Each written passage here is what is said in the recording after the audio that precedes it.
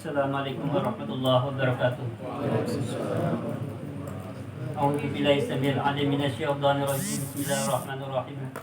Alhamdulillahilladzi hadana li hadza wa ma kunna linahtadiya laula an hadanallah. Wassalatu wassalamu ala sayyidina Muhammadin nuril hidayah wa ala alihi wa sahbihi nujumir rasyad. Qala rabbi shrah li sadri wa yassir li amri wahlul 'uqdatam min lisani yafqahu qawli. Raditu billahi rabba wa bil islami dina wa bi Muhammadin nabiyya wa rasula wa bil qur'ani imama wa hukma rabbi sidna ilma wa rizqna fahma amma ba'du faqul hadratal muhtaramin wal mukaramin para alim para sepuh semua yang saya hormati dan saya muliakan, wabil khusus kepada pimpinan Majelis Taklim Samsi Sumus, bila Bapak Mabrur yang saya cintai dan saya hormati serta saya muliakan, serta para senior kami, orang tua kami, Bapak Tesanin, Bapak Jaya, Bapak Abdul Rahman, Bapak Mito, Bapak Toto, semua yang saya hormati dan saya muliakan, serta rekan-rekan semuanya senasib seperjuangan yang saya hormati dan saya muliakan, rahimakumullah. Saudaraku, mari kita sama-sama membaca hamdalah alhamdulillahirabbil alamin sebagai ungkapan dan syukur kita kehadirat Allah Subhanahu wa taala yang telah memberikan nikmat hidup yang begitu besar dan begitu banyak kepada kita sekalian. Di antara nikmat hidup yang masih dapat kita rasakan bersama-sama sampai di malam hari ini adalah nikmat hidup berupa diberikan kemudahan oleh Allah Subhanahu wa taala untuk bisa memuliakan malam Jumat. Alhamdulillah, kita semua diberi kemudahan untuk bisa memuliakan malam Jumat. Caranya dengan apa? Caranya dengan memperbanyak salawat, dengan memperbanyak zikiran, dengan memperbanyak amalan-amalan sunnah. Salah satunya termasuk silaturahim dan sedekah. Alhamdulillah, ini semata-mata pertolongan dari Allah Subhanahu wa taala. Saudaraku rahimakumullah, salawat serta salam semoga tersanjungkan pada baginda Nabi Muhammad sallallahu alaihi wasallam. Saudaraku, mari kita sama-sama lanjutkan pengajian kita dalam ilmu fikih, masih dalam pembahasan seputar syarat sahnya salat. Namun sebelum saya melanjutkan membacakan kitab Fathul Qarib ataupun syarahnya kitab Bajuri, kitab yang saya jadikan pegangan ataupun pedoman di dalam pembahasan ilmu fikih ini, terlebih dahulu izinkan saya untuk menjawab pertanyaan saudara kita Mas Tolha dan saudara kita Mas Hanafi. Namun saya izin dulu Mas Tolha ini menjawab pertanyaan Mas Hanafi terlebih dahulu.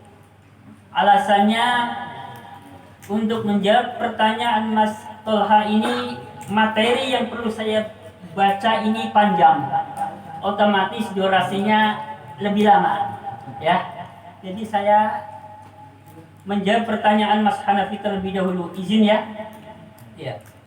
Bismillahirrahmanirrahim, langsung saja. Wala yajibu alaihi ay yastatira bizulmati illam yajid satiran khairuha. Artinya, dan tidak wajib bagi orang yang sholatnya dalam keadaan telanjang untuk menutup auratnya dengan cara mematikan lampu, dengan cara mencari tempat yang gelap, sekalipun tidak ditemukan satupun pakaian, satupun alat yang bisa digunakan untuk menutup auratnya. Jadi satu-satunya yang bisa menghalangi pandangan mata untuk menutup aurat kita adalah dengan cara mematikan lampu atau dengan cara mencari tempat yang gelap. Tetap menurut mazhab Syafi'i tidak diwajibkan mematikan lampu atau mencari tempat yang gelap. Artinya boleh dalam keadaan terang. Jelas ya Mas Hanafi? Tetapi di sini ada masalah khilafiyah. Bagaimana pendapat mazhab Maliki? Saya bacakan. Al-Malikiyah qalu yajibu alaihi ay yastatira biha li'annahum ya'tabiruna zulmata kas-satiri 'inda faqdihi fa in taraka dzalika bi an shala fi dha'i ma'a wujudiha athima wa sahhat sholatuhu wa yu'iduha fil waqti nadban. Orang-orang yang bermadzhab Maliki berpendapat wajib hukumnya menutup auratnya dengan cara mematikan lampu, dengan cara mencari tempat yang gelap. Bagi siapa? Bagi yang orangnya sholatnya dengan telanjang, sebab tidak ada satupun pakaian yang suci yang bisa digunakan untuk sholat. Lalu bagaimana kalau ada orang yang bandel? Ya, menurut mazhab Maliki tetap sholat dalam keadaan terang. Dia berdosa, sholatnya tetap sah, tetapi berdosa. Nah, ini mazhab Maliki. Dan nanti bila ada kesempatan di suatu waktu, artinya pakaiannya sudah dicuci, ya, sudah bisa digunakan untuk sholat, disunahkan mengqadha. Ini pendapat Maliki. Kalau pendapat Syafi'i tadi, tidak mengapa sholat dalam keadaan telanjang di tempat yang terang, ya. Nah, supaya keluar dari masalah khilafiyah, berarti kesimpulannya sebaiknya ketika dalam keadaan seperti itu, maka sholatlah di tempat yang gelap sebaiknya, supaya keluar dari masalah khilafiyah. Sudah, PR saya yang pertama sudah kelar, ya. Kemudian PR yang kedua, ini pertanyaan dari Mas Tolha. Kurang lebih pertanyaannya ini pengalaman pribadi ya Mas Tolha ya. Waktu itu Mas Tolha pernah di suatu hari sholat, di tengah-tengah sholat ini baru atau mengetahui atau merasakan bahwa sholatnya tidak menghadap kiblat, alias arah kiblatnya salah.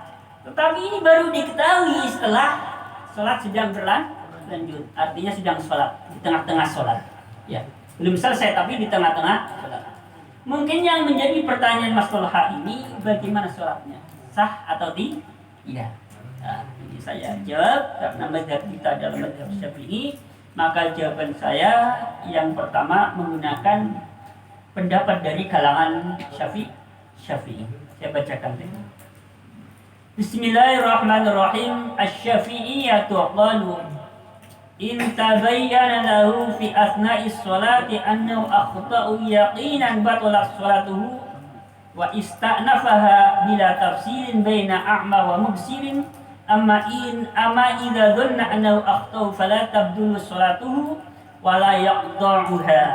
Jadi para ulama di kalangan mazhab Syafi'i berpendapat ketika di tengah-tengah sholat ini ada sebuah keterangan, ada sebuah penjelasan secara yakin bahwa arah kiblatnya salah. Artinya kita sholat tidak tepat menghadap kiblat, dan ini kita rasakan di tengah-tengah sholat. Bagaimana sholatnya? Menurut pendapat Syafi'i, batalat sholatu, sholatnya batal. Di tengah-tengah sholat kok yakin ini pasti salah ini arahnya. Padahal sebelum sholat sudah berusaha mencari mana arah kiblatnya. Sudah ditentukan, sana arah kiblatnya. Pas dapat 1 rakaat atau 2 rakaat. Wah, ini salah. Sholatnya batal. Tapi yakin, benar-benar yakin. Pasti salah nih, yakin. Nah, kalau batal sholatnya bagaimana? Wa ista'nafah, maka harus mengulang dari awal. Jadi ini benar apa yang pernah dilakukan oleh Mas Tolha. Waktu itu kan dibatalkan sholatnya. Sudah benar, ya. Seperti itu memang. Ya. Jadi ketika di tengah-tengah sholat, memang meyakini bahwa kita sholat tidak menghadap kiblat, maka dibatalkan karena sholatnya tidak sah. Jadi perlu mengulang dari awal. Ini mazhab Syafi'i. Ini kalau yakin. Nah, bagaimana kalau sekedar menduga-duga? Yang namanya dugaan kan mungkin salah, mungkin benar. Baru berarti kira-kira kayak was-was. Benar enggak ya? Jangan-jangan belum benar. Tapi kayaknya benar sih. Lagi sholat mikirin bener nggak? Bagaimana? Idza dhanna anna akhta'u fala tabtulu sholatuhu wa la yaqdaruha. Apabila baru sekedar menduga bahwa kita ini sholatnya tidak tepat menghadap kiblat, baru ada dugaan semacam was-was kayak gitu, ya, ragu-ragu, maka sholatnya tidak batal dan tidak perlu memotong sholatnya. Artinya tidak perlu batalkan, teruskan saja. Paham ya Ustaz? Kan jelas ya? Jelas banget ya? Jelas. Kalau yakin berarti harus dibatalkan. Kalau sekedar ragu-ragu berarti teruskan saja sampai selesai dan sholatnya sah. Ini pendapat Syafi'i. Nah, ini kalau terjadinya di tengah-tengah sholat. Nah, bagaimana kalau penjelasan ini ternyata terjadinya setelah selesai sholat? Sudah selesai sholat, baru mengetahui di sekelilingnya ada petunjuk. Wah, ini kiblatnya berarti tadi saya sholat salah nih umpama. Atau ragu-ragu, tapi terjadinya setelah sholat. Bagaimana saya baca? Asy-Syafi'iyyah qalu idza istahada wa shalla ila jihati ijtihadi hatta atamma sholatahu thumma dhuhara lahu ba'da tamami sholati annahu akhtahu qiblati yaqinan fa inna sholatahu tabdulu wa talzamuhu tuha illa idza dhanna annahu akhtahu fa innahu la yadurru. Jadi begini, apabila ada orang sholat, ya, sebelum sholat sudah meneliti, ya, mencari-cari petunjuk mana arah kiblatnya. Setelah selesai sholat ternyata ada sebuah petunjuk bahwa tadi kita sholatnya tidak tepat menghadap kiblat alias salah. Kalau petunjuk ini meyakinkan buat kita, artinya yakin bahwa kita tadi sholatnya tidak menghadap kiblat, maka sholatnya batal dan harus diulang walaupun sudah selesai. Tapi kalau yakin, berarti sholatnya batal dan harus diulang. Kalau sekedar ragu-ragu, maka tidak mengapa. Wala yadurru, tidak mengapa. Artinya tetap sah sholatnya dan tidak perlu mengulang. Sudah jelas ya masalah ya. Tapi kalau ini masalah ini ada masalah khilafiyah. Jadi menurut pendapat mazhab Hanafi dan mazhab Hambali, ketika sedang sholat kok ada sebuah keraguan-raguan, ya, atau meyakini misalkan meyakini bahwa kiblatnya salah, tinggal digeser saja, teruskan. Jadi umpamanya lagi sholat kayak gini ya, menghadap sana ya, tapi salah, langsung geser aja kayak gitu, ya, artinya tidak perlu diputuskan. Tetapi ini menurut mazhab Hanafi dan mazhab Hambali. Itu saja tadi menurut mazhab Syafi'i saja yang perlu kita perjelas dan perlu kita hafal ya, karena kita mazhabnya adalah Syafi'i. Nanti kalau disampaikan semua takutnya justru ambiar gitu ya. Saya aja yang baca, kalau dibaca semua jadinya ada ragu-ragu, ini yang mana kan gitu. Jadi satu saja lah, fokus di mazhab Syafi'i saja. Maksud saya biar gampang ingatnya. Masalah surat menghadap kiblat juga ya. Kita lanjutkan pembahasan kita masih seputar syarat sahnya sholat ya. Di kemarin kan kita sudah sampai pada syarat sahnya sholat yang nomor 5 adalah menghadap kiblat. Saya teruskan bacakan kitab Fathul Qorib ini. Ini kelanjutan. Ini ada tambahan mengenai syarat sahnya sholat. Kalau di dalam kitab Fathul Qorib ini hanya 5. Tetapi dalam kitab Fathul Mungin ini ada tambahan. Syarat sahnya sholat yang berikutnya adalah harus mengetahui fardunya sholat. Jadi kita sholat ini harus tahu bahwa sholat itu hukumnya wajib bagi orang Islam. Jadi tidak boleh orang sholat itu ya sholat aja lah, nggak tahu ini wajib, nggak ini tahu ini sunnah, pokoknya sholat saja lah. Jadi harus tahu bahwa sholat itu hukumnya wajib bagi orang Islam. Tambahan daripada fatul mu'in. Dan ada tambahan lagi juga, termasuk syarat sahnya sholat harus bisa mengetahui mana yang fardu, mana yang sunnah. Ini juga salah satu dari syarat-syaratnya sholat, syarat sahnya sholat. Saya lanjutkan membacakan kitab Fathul Qoribnya ini. Sudah ya, masalah syarat sahnya sholat sudah sampai urutan yang kelima. Tadi ada tambahan 2 dari kitab Fathul Mu'in. Saya lanjutkan dengan menyampaikan kelanjutan dari masalah menghadap kiblat. Kemarin kan disyaratkan sholat itu harus menghadap kiblat. Tapi di sini pembahasannya adalah diperbolehkannya sholat tidak menghadap kiblat. Ya. Kemarin disebutkan bahwa salah satunya syarat sahnya sholat adalah menghadap kiblat. Nah di sini justru ada namanya pembahasan tentang diperbolehkannya sholat meninggalkan menghadap kiblat. Saya bacakan. Bismillahirrahmanirrahim. Wa yajuzu tarku istiqbalil qiblati fi sholati fi halataini fi syiddatil khawfi fi qitalin mubahin fardun kanat as-sholatu wa naflan wa fi nafilati fi safari ala rahilati. Diperbolehkan sholat tidak menghadap kiblat pada 2 keadaan. Jadi ada 2 keadaan di mana diperbolehkan sholatnya tidak menghadap kiblat. Yang pertama, fi qitalin mubahin, di dalam masa-masa peperangan, suasana yang sangat-sangat menakutkan.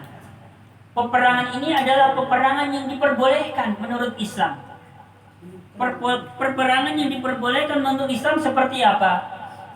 Kaqitalil muslim alal kafir, memeranginya orang-orang Islam terhadap orang-orang kafir, atau peperangan antara orang Islam dan orang kafir. Ini adalah peperangan yang diperbolehkan dalam Islam.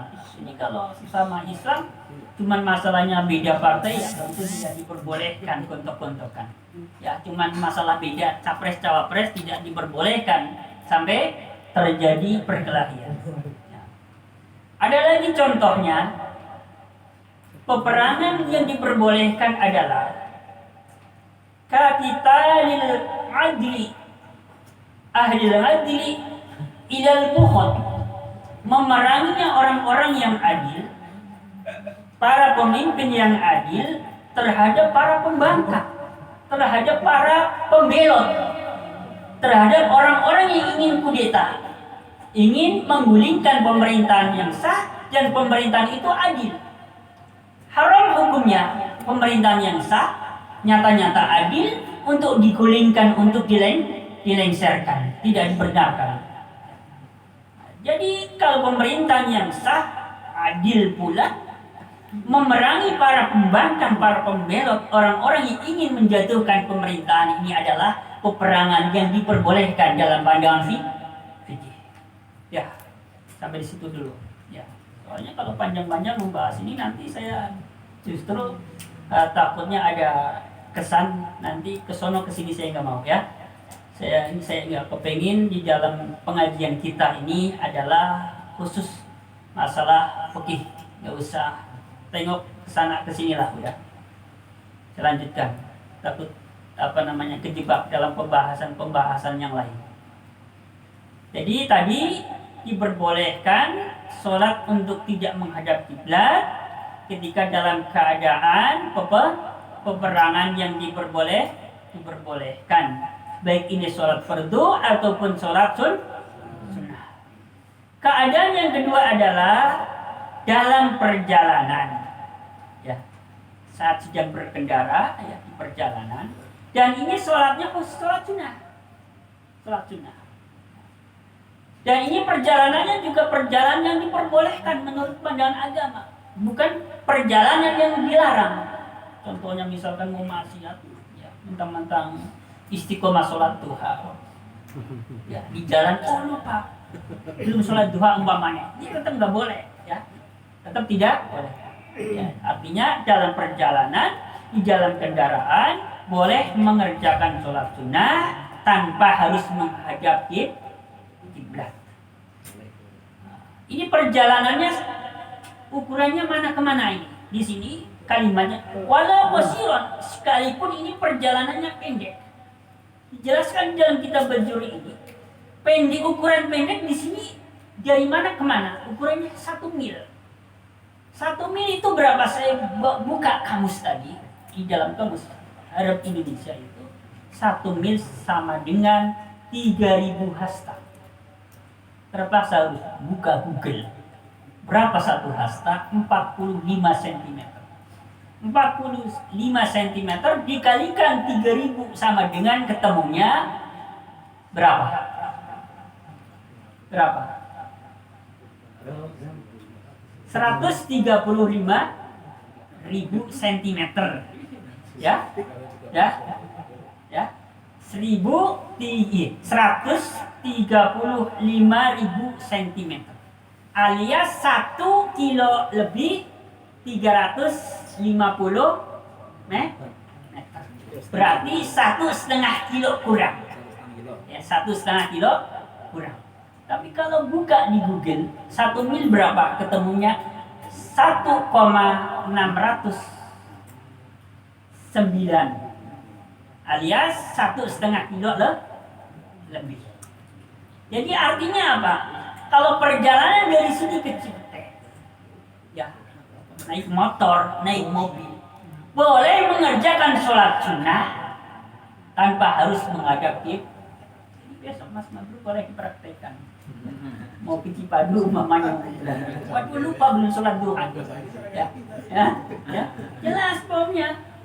Ya, minimal 1 mil. Ya, kalau masih kurang yakin 1 mil berapa buka lagi. Gitu. Tapi kalau saya membuka di kamus Arab Indonesia itu ketemunya 3000 hasta. 3000 hasta, ya 1 hasta tadi saya membuka di Google 45 cm. Ya, jadi intinya perjalanan dari sini ke Cipete sudah diperbolehkan, ya, melakukan sholat sunnah di dalam kendaraan tanpa harus menghadap kiblat. Udah, ya, dan gak usah ragu-ragu. Dari sini ke tempat masalah ada 2 kilo nggak? Ada, berarti boleh. Ya, naik motor bisa sambil sholat gitu. Ya ini tadi, ya, ini kan bahasa kendaraan. Sholatnya Ya. belum kelar udah nyampe. Ya. Ini bahasanya walau qasiron. Ya. Artinya apa? Kerusokannya sampai segitunya, kemurahannya, dispensasinya sampai segitunya. Jadi tidak harus perjalanan jauh, mau pulang kampung misalkan tidak. Jadi walaupun perjalanan, tetapi dengan catatan di sini adalah tujuannya tujuan yang jelas. Jadi ada orang jalan tapi tujuannya nggak jelas. Misalkan begini, di sini disebutkan contoh yang tujuan kurang jelas. Misalkan kepengin Cipete, cuma sekedar pengen tahu Cipete kayak apa sih. Ini tidak diperbolehkan mengerjakan sholat sunnah di tengah-tengah perjalanan di kendaraan. Ya, tidak menghadap, cuma sekedar pengen tahu mall kayak apa sih umpamanya. Ini nggak boleh. Yang diperbolehkan ada ya, mau belanja, mau antar istri, ya, mau nengok saudara, mau kerja. Ini namanya ada suatu hajat, ada keperluan yang jelas. Jadi tadi kalau cuma sekedar kepengin lihat mall, cuma sekedar kepengin lihat Blok M umpamanya, sekedar kepengin lihat, ini yang tidak diperbolehkan mengerjakan sholat sunnah di kendaraan tanpa menghadap arah kiblat. Jadi jelas ya. Jadi harus ada tujuan yang jelas dan tujuannya bukan dalam rangka kemaksiatan. Jadi terus lanjut, baru jam 10:05. Tadi mulainya kok udah lebih 10, kurang lebih 5 menit lagi ya. Bismillahirrahmanirrahim. Bismillahirrahmanirrahim. Saya teruskan. Waraqibu dabati la yajibu alaihi wa jubhatihi ala sarjiha masalan. bal yumi bi ruku'ihi wa sujudihi wa yakunu sujuduhu akhfadu min ruku'ihi. Bagi orang yang sedang melakukan suatu perjalanan dan dia berada di kendaraan, maka tidak diwajibkan saat posisi sujud meletakkan jidatnya. Ya masa kalau kita jalan mobil berarti meletakkan jidatnya di jok terus kayak gini? Tidak wajib. Kalau naik motor berarti harus meletakkan jidatnya di apa namanya itu? Speedometer. Tidak wajib. Ya. Tidak wajib. Harus jelas. Tidak diwajibkan meletakkan jidat. Tetapi cukup dengan isyarat ketika ruku, ketika sujud. Cukup dengan nanti posisi sujud harus lebih rendah dibandingkan dengan posisi ruku. Jadi misalkan isyaratnya ruku misalkan begini, sekedar kayak gini, ya nanti pas posisi sujud harus lebih rendah sedikit. Nah kayak gini. Kalau lagi naik motor ya agak susah ya malah. Ya. Pas kayak gini banget ntar ya ngeliat jalan. Jangan gitu, namanya juga isyarat. Sekedar kayak gini. Ya tadi misalkan naik motor kencang banget kayak gini. Oh gitu. Namanya lagi sholat. Ya, di tengah-tengah perjalanan lagi naik motor apa nih kayak gini. Allahu Akbar.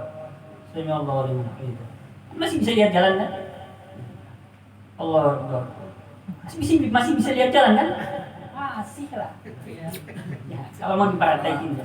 Kalau lihat itu padahal nggak Mas?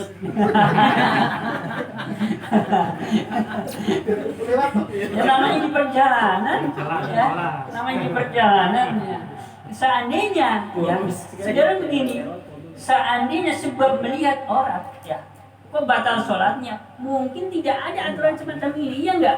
Yang namanya di perjalanan kan mungkin sekali melihat hal-hal yang aneh-aneh kan kayak gitu, udah kayak gitu aja.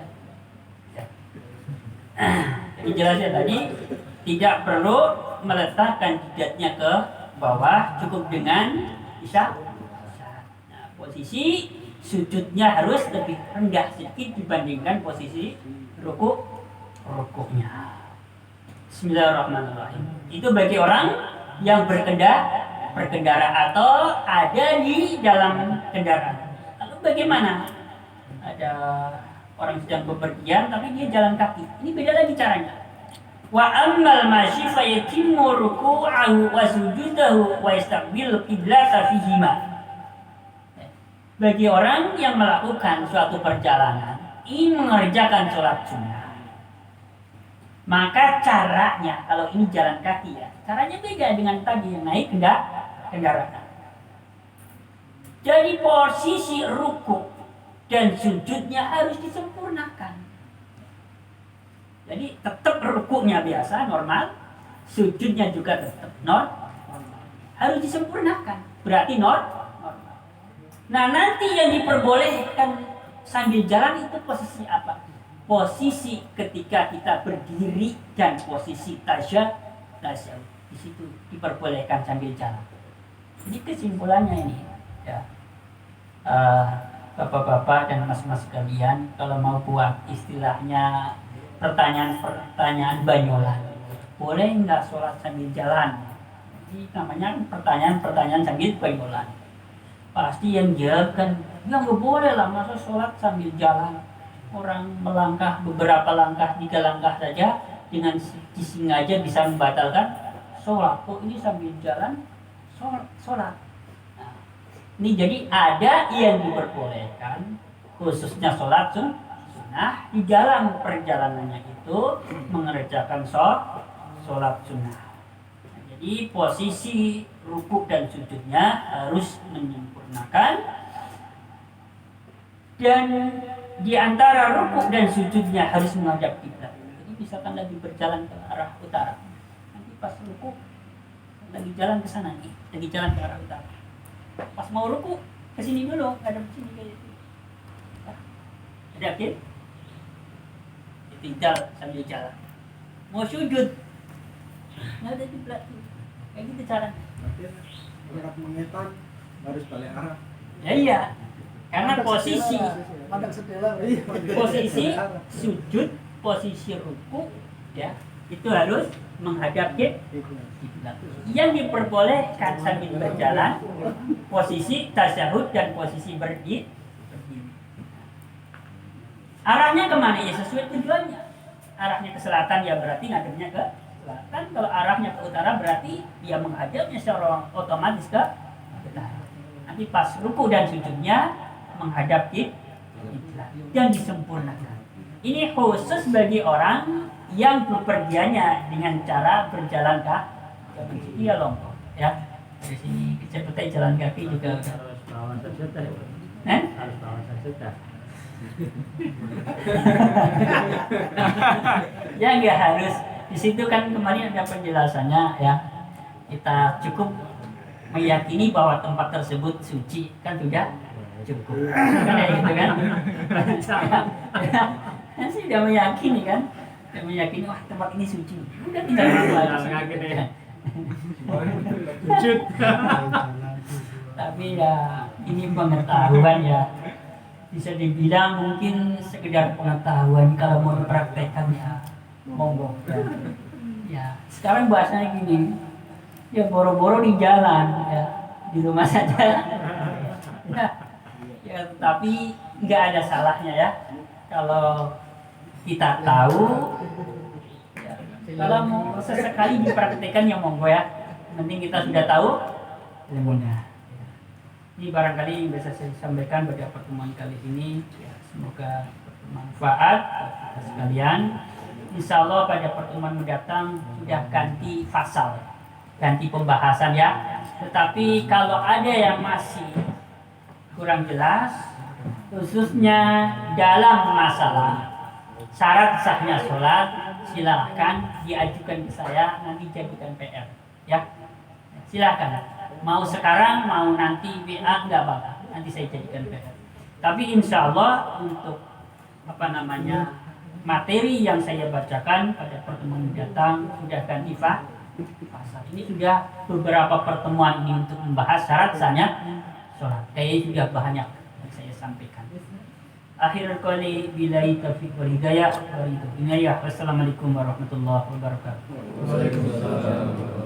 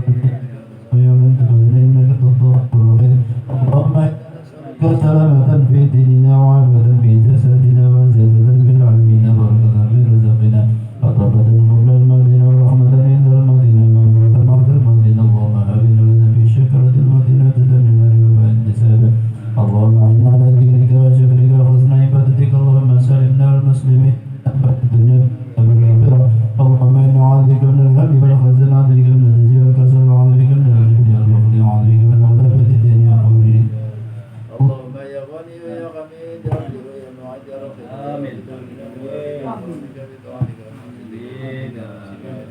ربنا آتنا في الدنيا حسنة وفي الآخرة حسنة بسم الله الرحمن الرحيم الحمد لله رب العالمين الرحمن الرحيم مالك يوم الدين إياك نعبد وإياك نستعين اهدنا الصراط المستقيم صراط الذين أنعمت عليهم غير المغضوب عليهم ولا الضالين آمين آمين آمين آمين يا الله وعليك برحمتك يا أرحم الراحمين اللهم برب الفاتحة بشير الفاتحة بكرمة الفاتحة بمنزلة الفاتحة بشفاعة الفاتحة اللهم يا فارج الهم يا كاشف الغم يا من يهدي يغفر ويرحم اللهم يا دافع البلاء يا الله اللهم يا دافع البلاء يا رحمن اللهم يا دافع البلاء يا رحمن اللهم ثبتنا بالإيمان اللهم ثبتنا بالإسلام اللهم ثبتنا بالتوحيد اللهم ثبتنا بالمعرفة يا الله بها يا الله بحسن الخاتمة سبحانك اللهم بحمدك أشهد أن لا إله إلا أنت أستغفرك وأتوب إليك دعواهم فيها سبحانك اللهم وتحيتهم فيها سلام آخر